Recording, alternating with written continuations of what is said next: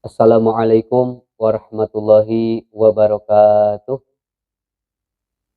Bismillah, alhamdulillah, wassalatu wassalamu ala rasulillah, Sayyidina Muhammad ibn Abdullah, wa ala alihi wa sahbihi wa mawala. Amma ba'du, faqulu wabillahi taufiq wal hidayah.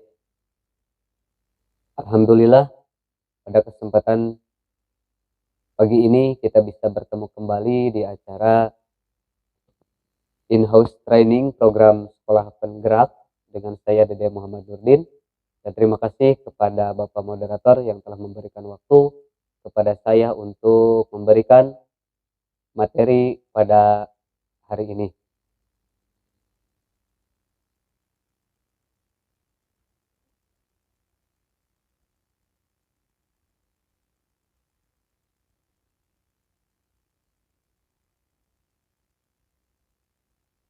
Yang mana untuk hari ini yaitu hari kelima, seperti biasa kita akan mempelajari kegiatan sinkronus ya, dan nanti disusul oleh kegiatan Bapak Guru sekalian, yaitu kegiatan asinkronus ya di sini.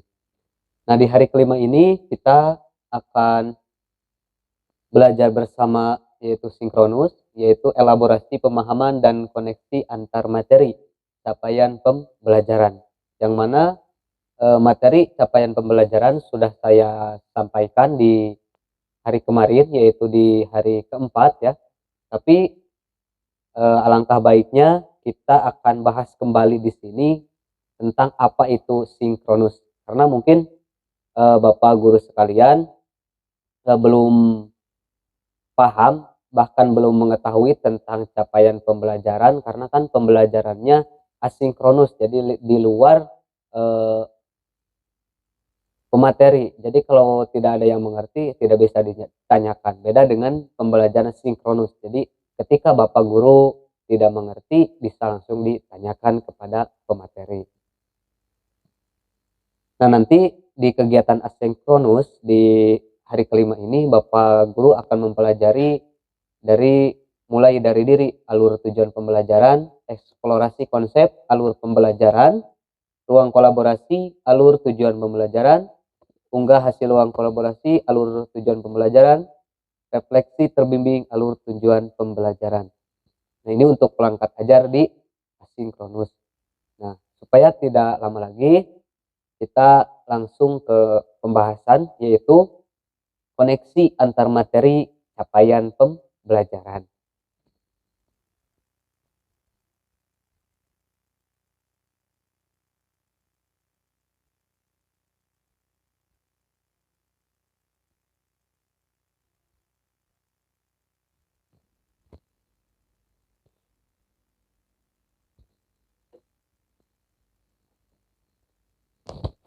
Nah, sebelum memasuki materi capaian pembelajaran, alangkah baiknya kita bacakan dulu orientasi pelatihan untuk hari ini.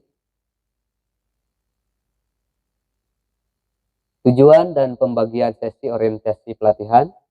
Tujuan sesi orientasi pelatihan yaitu peserta mengetahui pengertian, tujuan, prinsip, dan komponen capaian pembelajaran. Pembagian sesi orientasi pelatihan. 1. Sinkronus ya, pembelajaran 2 jam pelajaran, penguatan capaian pembelajaran materi kemarin.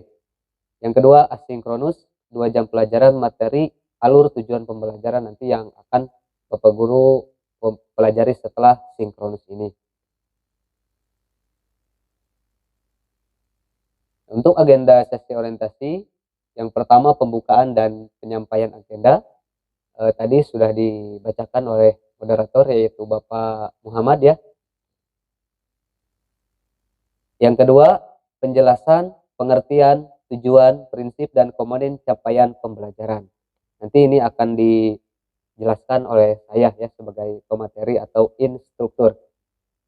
Yang ketiga, pemetaan harapan dan kekhawatiran tentang capaian pembelajaran. Nanti akan dituliskan oleh Bapak Guru sekalian. Yang keempat, yaitu penutup. Nah, ini adalah orientasi agenda pelatihan di siang atau pagi hari ini. Oke, terima kasih.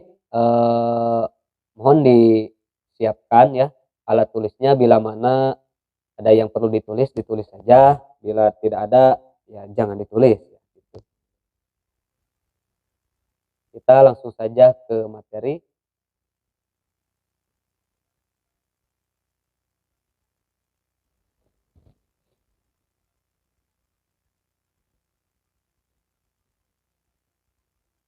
Oke Bapak Guru sekalian, materi capaian pembelajaran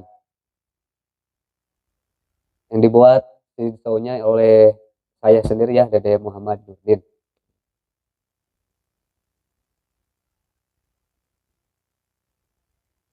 Nah, di materi capaian pembelajaran ini eh, tadi sudah disampaikan dari tujuan pembelajaran ini, yaitu mengetahui pengertian dari capaian pembelajaran. Nah, apa itu capaian pembelajaran? Ada yang tahu? Bapak Guru kan sudah membacanya kemarin di sinkronus ya, di hari keempat. Silahkan, ada yang tahu? Kalau ada yang tahu, acungkan tangan. Oke, saya Pak. Oke, silahkan Bapak Nurdin. Nah, jadi capaian pembelajaran yang saya ketahui di LMS yang saya baca kemarin, bahwa pengertian capaian pembelajaran adalah suatu ungkapan tujuan pendidikan yang merupakan suatu pernyataan tentang apa yang diharapkan, diketahui, dipahami, dan dapat dimengerti oleh peserta didik setelah menyelesaikan suatu periode pembelajaran. Mungkin itu Pak jawaban dari saya tentang mengenai pengertian dari capaian pembelajaran. Baik, terima kasih Bapak Nurdin yang telah memberikan pengertian dari apa itu pengertian capaian pembelajaran ya. Itu sesuai yang ada di buku panduan, itu di LMS juga ada ya. Nah, jadi benar apa tadi kata Bapak Nurdin, bahwa capaian pembelajaran adalah suatu ungkapan tujuan pendidikan yang merupakan suatu pernyataan tentang apa yang diharapkan, diketahui, dipahami, dan dapat dikerjakan oleh peserta didik setelah menyelesaikan suatu periode belajar. Ini sesuai di dikti tahun 2015, halaman pertama ya.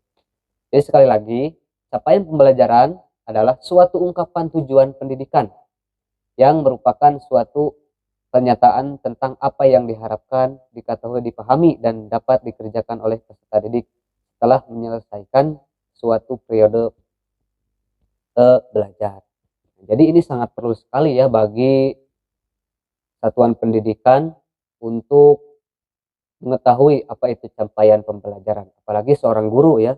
Seorang guru ini sebelum mengajar kepada peserta didik harus mampu eh, mengetahui apa itu pengertian, apa itu tujuan, prinsip, dan konsep capaian pembelajaran ini. Oke, dilanjut. Nah, kondisi ini juga dijalankan oleh sebagian besar negara di Eropa saat ini, yang saat ini menggunakan capaian pembelajaran untuk mengungkapkan apa yang mereka harapkan agar diketahui dan dapat dilakukan oleh peserta didik dan memahami di akhir program atau urutan pembelajaran. Nah, jadi negara Eropa yang sangat maju ya, sangat maju di bidang apapun, itu sama. Proses pendidikannya itu memakai capaian pendidikan, karena kalau tidak ada capaian pendidikan itu mau bagaimana ketika kita mentransfer ilmu kepada peserta didik ya. Betul tidak Bapak Guru? Betul.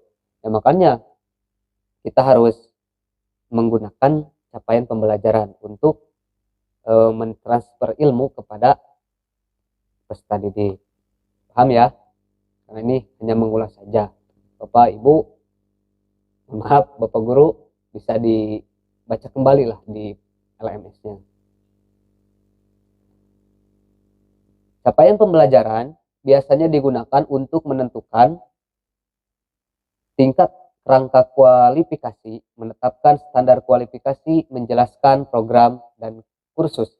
mengarahkan kurikulum, dan menentukan spesifikasi penilaian. Selain itu, capaian pembelajaran secara tak langsung akan mempengaruhi metode pengajaran, pembelajaran lingkungan, dan praktik penilaian. Jadi, menurut di buku Top 2017 ya, jadi ketika kita tidak memakai capaian pembelajaran secara tidak langsung akan mempengaruhi metode pembelajaran kita. Apalagi kita sebagai guru pendidik, ya, tenaga pendidik. Jadi kalau ketika kita melakukan kegiatan belajar mengajar, kalau tidak ada capaian pembelajaran, ini akan mempengaruhi metode pembelajaran. Jadi kalau kata Sundanya itu adalah belajar teh amuradul, ya, amuradul lah. Karena metodenya akan rancu karena tidak ada capaian pembelajaran. Oke, paham ya Bapak Guru sekalian? Nah, capaian pembelajaran berfokus apa yang diharapkan pada siswa di akhir pembelajaran. Hal ini sejalan dengan pendekatan student conference dalam dunia pendidikan. Kondisi ini juga ditegaskan oleh Kennedy et al. Tahun 2014 yang menyatakan bahwa tren internasional dalam pendidikan menunjukkan pergeseran dari tradisional pendekatan berpusat pada guru ke pendekatan berpusat pada siswa. Ini jadi diharapkan ya, kata Kennedy juga, capaian pembelajaran ini berfokus apa yang diharapkan pada siswa di akhir pembelajaran. Gitu. Jadi singkatnya, ketika kita sebagai pemangku pendidikan ya, terutamanya pemerintah, terus guru, harus ada capaian pembelajaran supaya nanti siswa atau peserta didik mendapatkan apa yang diharapkan itu ya.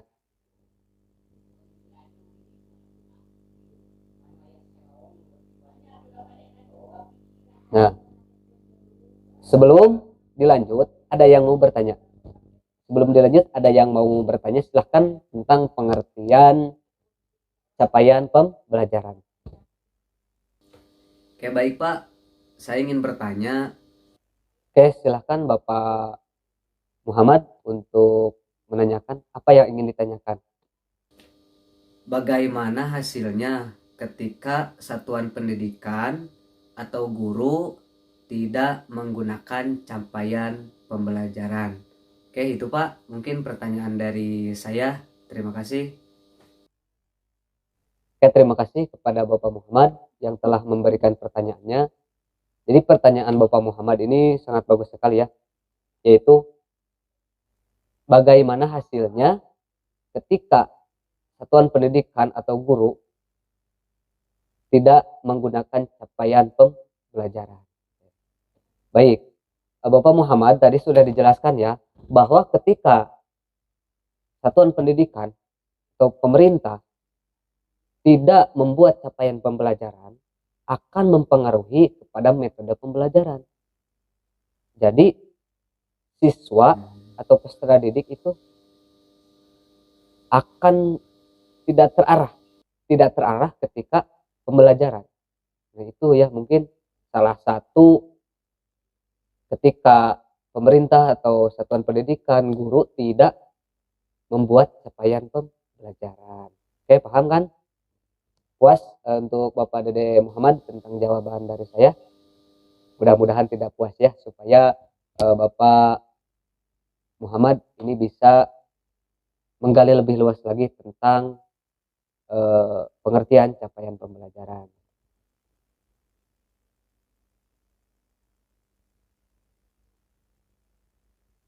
Nah, jadi kesimpulan atau intinya pengertian capaian pembelajaran secara sederhana, capaian pembelajaran adalah sebagai kompetensi pembelajaran yang harus dicapai peserta didik pada setiap tahap perkembangan pembelajaran peserta didik pada setiap mata pelajaran.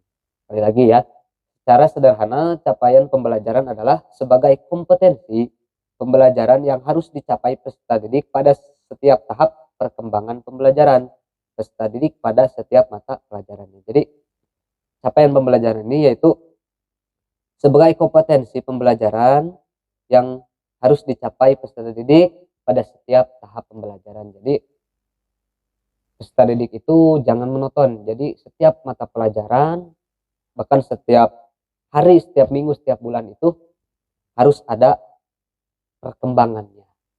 Itu ya mengenai pengertian capaian pembelajaran. Oke, kita lanjut ke tujuan capaian pembelajaran. Oke, Bapak Guru sekalian, setelah kita mengetahui pengertian dari capaian pembelajaran, kita lanjut ke tujuan capaian pembelajaran. Nah, di dalam tujuan pembelajaran ini ada tujuan capaian pembelajaran untuk PAUD, pendidikan anak usia dini, dan ada tujuan capaian pembelajaran untuk tingkat SD sampai SMA. Yang pertama kita harus mengetahui tujuan capaian pembelajaran tingkat PAUD, ya, pendidikan anak usia dini.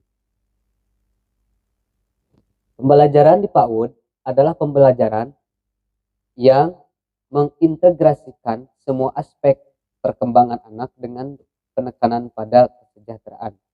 Tujuan capaian pembelajaran di PAUD adalah memberikan arah yang sesuai dengan usia perkembangan anak, nilai agama, fisik, motorik, emosional, bahasa, dan kognitif, agar anak-anak siap mengikuti jenjang pendidikan selanjutnya. Jadi tujuan capaian pembelajaran di PAUD ini yaitu untuk mengintegrasikan semua aspek perkembangan anak dengan penekanan pada kesejahteraannya. Jadi capaian pembelajaran di PAUD ini memberikan arah sesuai umur, ya, sesuai perkembangan anak. Nah, dari mulai keagamaan, fisik, motorik, emosional, bahasa, dan kognitif. Jadi kita tidak bisa memberikan capaian pembelajaran di pendidikan anak usia dini itu sama dengan pendidikan SD atau SMP atau SMA, ya, karena harus disesuaikan dengan psikologis atau umur dari pendidikan anak usia dini tersebut. Oke, paham kan ya untuk tujuan capaian pembelajaran di pendidikan anak usia dini. Kita lanjut ke tujuan capaian pembelajaran tingkat SD sampai SMA. Nah, capaian pembelajaran menunjukkan kemajuan belajar yang digambarkan secara vertikal dari satu tingkat ke tingkat yang lain, serta didokumentasikan dalam satu kerangka kualifikasi. Selain itu, capaian pembelajaran juga harus disertai dengan kriteria penilaian yang tepat, yang dapat digunakan untuk menilai bahwa hasil pembelajarannya yang diharapkan telah dicapai. Capaian pembelajaran bersama dengan kriteria penilaian hal tersebut mengidentifikasi capaian pembelajaran sebagai tujuan belajar yang terukur, sehingga dapat disimpulkan bahwa capaian pembelajaran kedudukannya sangat penting dalam pelaksanaan dan penilaian. Capaian pembelajaran hanya dapat diidentifikasi setelah siswa mengikuti proses pembelajaran melalui penilaian dan harus dapat didemonstrasikan dalam kehidupan nyata. Nah, jadi capaian pembelajaran di tingkat SD sampai SMA ini menunjukkan kemajuan belajar yang digambarkan secara vertikal pada perkembangan siswa. Nah, untuk mengetahui tujuan pembelajaran di tingkat SD dan SMA ini harus ada penilaian. Nah, kenapa harus ada penilaian? Karena satu capaian pembelajaran itu salah satunya dilihat dari penilaian peserta didik tersebut, ya. Jadi ketika kita ingin melihat perkembangan dari peserta didik, ya pasti harus ada penilaian dulu sebelum mengetahui capaian pembelajaran dan bisa diaplikasikan di kehidupan nyata. Oke, itu baik Bapak Guru. Itu ya untuk tujuan pembelajaran di tingkat PAUD dan tingkat SD SMA. Kita lanjut ke prinsip capaian pembelajaran. Prinsip.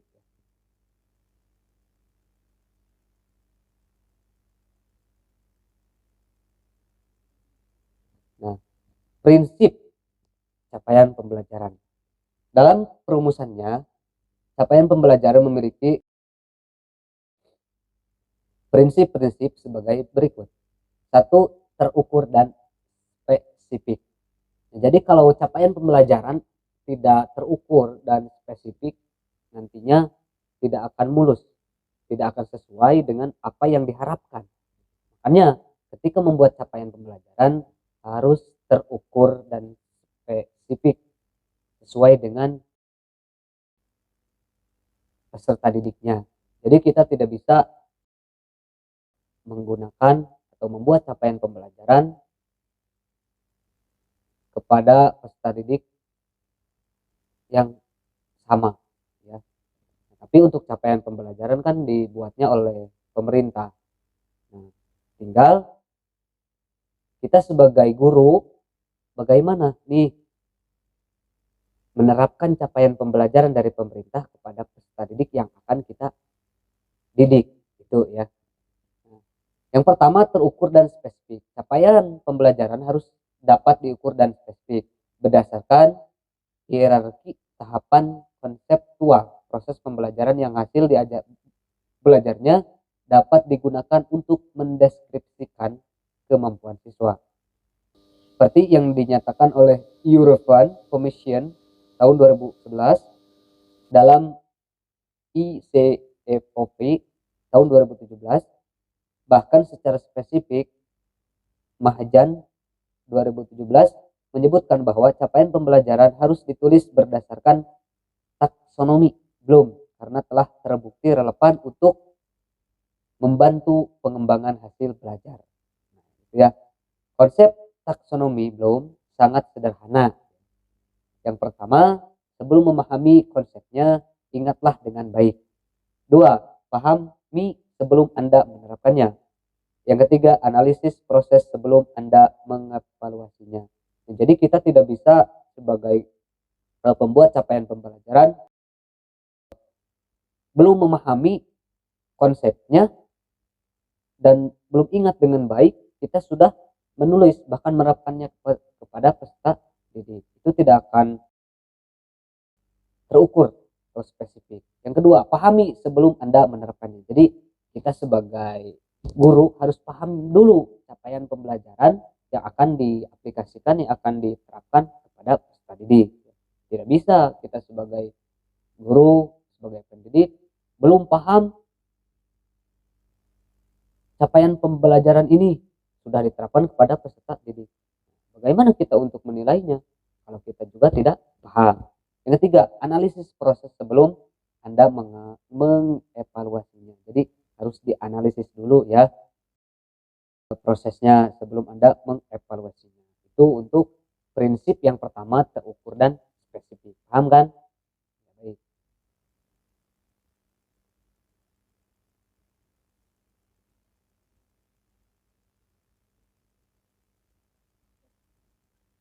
Nah, di dalam prinsip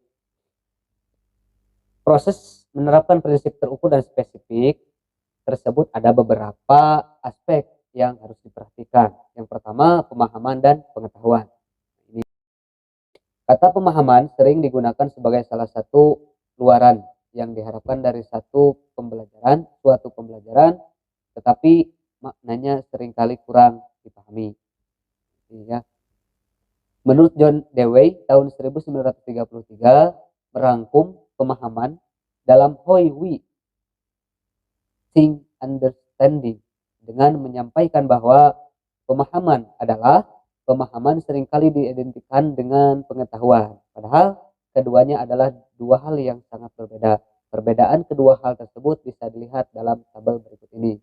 Jadi Bapak Guru sekalian, pemahaman dan pengetahuan ini sangat berbeda sekali ya.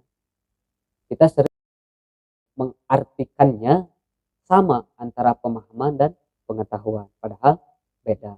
Nah, bagaimana kita mengetahui perbedaan antara pengetahuan dan pemahaman? Bisa dilihat tabel berikut ini. Nah, ini ya tabelnya. Pemahaman, arti dari fakta-fakta atau informasi. Pengetahuan, fakta-fakta atau informasi. Nah, jadi pemahaman ini adalah arti dari fakta-fakta atau informasi, dan pengetahuan fakta-fakta atau informasi. Yang kedua, sekumpulan fakta yang berhubungan.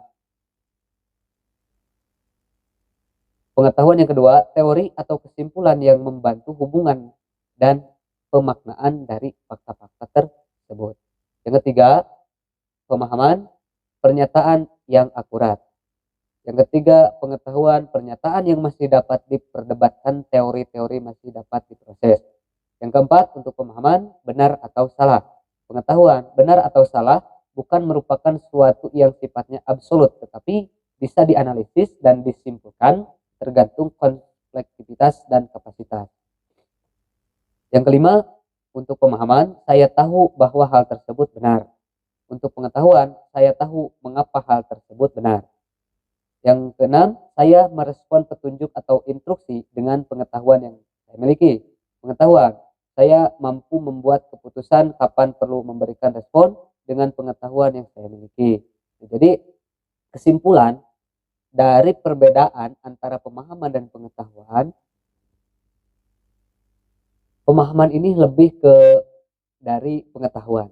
Jadi kalau pemahaman ini benar ya, benar-benar paham, tapi kalau pengetahuan paham tapi bisa dirubah seperti informasi ya. Nah, jadi kesimpulannya antara perbedaan pemahaman dengan pengetahuan bisa disebut pengetahuan tapi tidak bisa disebut pemahaman. Nah, bisa disebut pemahaman tapi tidak bisa disebut pengetahuan. Mungkin itu ya Bapak Guru sekalian. Nah, Bapak Guru sekalian bisa mentafsirkannya lebih jelas lagi ya tentang pengetahuan dan pemahaman, karena saya juga di sini masih muda ya, daripada Bapak Guru sekalian yang sudah mahir, pengalaman juga luas ilmunya. Selanjutnya,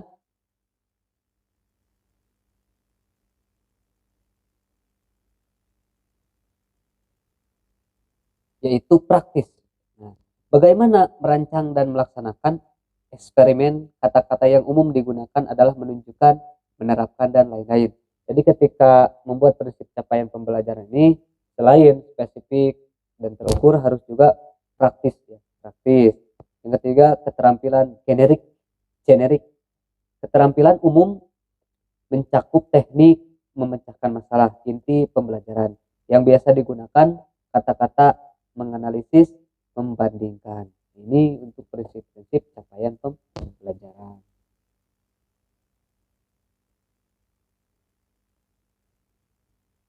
Nah, tadi kan prinsip capaian pembelajaran yang pertama itu adalah spesifik dan terukur. Nah, yang kedua adalah fleksibel. Nah, apa itu fleksibel?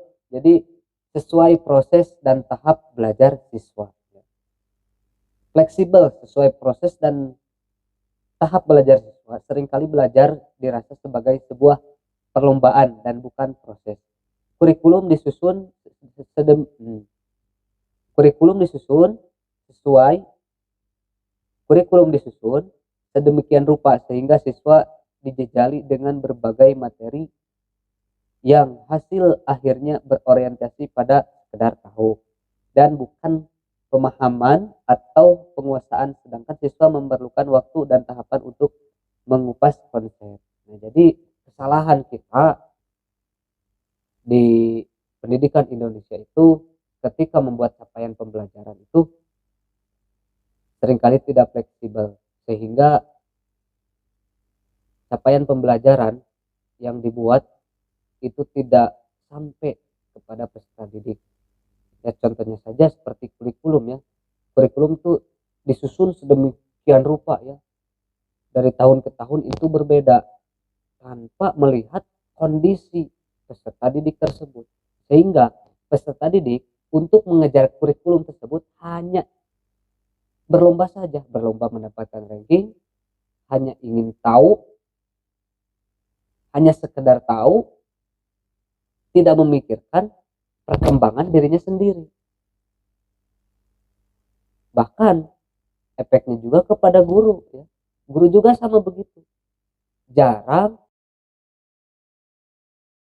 memperhatikan capaian pembelajaran si peserta didik tersebut. Jadi guru hanya menyampaikan kurikulum, hanya sekedar menyampaikan tanpa melihat peserta didik tersebut ada perkembangan atau tidak. Nah, itu yang sangat disayangkan oleh pendidikan di zaman sekarang. Ya, mudah-mudahan dengan segala cara pemerintah, pemangku kepentingan pemerintah semuanya itu bisa membuat capaian pembelajaran yang mana efeknya itu positif untuk peserta didik, untuk kemajuan bangsa Indonesia ini. Itu ya, tentang prinsip pembelajaran yang kedua. Nah, capaian pembelajaran membawa perubahan dalam meningkatkan pembelajaran di kelas dari yang berfokus kepada guru menjadi berfokus kepada siswa. Menurut Harden, karakteristik capaian pembelajaran sebagai berikut. Desain kurikulum, strategi belajar, dan kesempatan belajar dilakukan untuk menjamin tercapainya capaian pembelajaran. Proses penilaian disesuaikan dengan capaian pembelajaran dan penilaian setiap individu siswa dilakukan untuk memastikan bahwa siswa mencapai target pembelajaran. Mohon maaf ya, tadi saya salah ya edit PowerPoint-nya, tapi nggak apa-apa. Oke, setelah kita mengetahui apa pengertian capaian pembelajaran, tujuan pembelajaran, prinsip-prinsip pembelajaran, maka kita akan memasuki pertanyaan reflektif ya. Jadi sejauh mana Bapak Guru sekalian mempelajari capaian pembelajaran yang ada di asinkronus hari kemarin dan sinkronus hari sekarang. Oke. Pertanyaan reflektif. Pertanyaannya, apa latar belakang adanya konsep capaian pembelajaran? Oke, silahkan siapa yang ingin menjawab? Bapak Nurdin, Bapak Muhammad, atau Bapak Dede dulu yang ingin menjawab? Oke, silahkan untuk Bapak Dede. Pertanyaannya, apa latar belakang adanya konsep capaian pembelajaran? Adanya latar belakang capaian pembelajaran yakni untuk mewujudkan salah satu tujuan pendidikan di Indonesia sehingga para pelajar dididik untuk menjadi jiwa Pancasila dan keterampilan di abad 21. Untuk mencapainya, maka orang tua, guru, siswa, dan pemangku kepentingan pendidikan yang ada di Indonesia harus sama pengetahuan dan keterampilannya supaya bisa kena kepada peserta didik. Itu mungkin Pak adanya latar belakang capaian pembelajaran menurut saya. Terima kasih. Oke, baik, benar ya. Terima kasih Bapak Dede, berarti Bapak Dede sudah benar-benar membaca, benar-benar memahami tentang latar belakang adanya konsep capaian pembelajaran. Oke, terima kasih untuk Bapak Guru sekalian, kita sudah memasuki akhir dari sinkronus ini ya, tentang capaian pembelajaran atau materi yang dibahas di LMS asinkronus pada hari kemarin dan dibahas kembali di hari kelima ini, itu di sinkronus hari kelima ini. Oke, baik, mungkin itu saja ya, tidak ada pertanyaan. Mohon maaf untuk Bapak Guru karena waktunya sudah habis. Nanti Bapak Guru akan dilanjutkan ke pembelajaran asinkronus.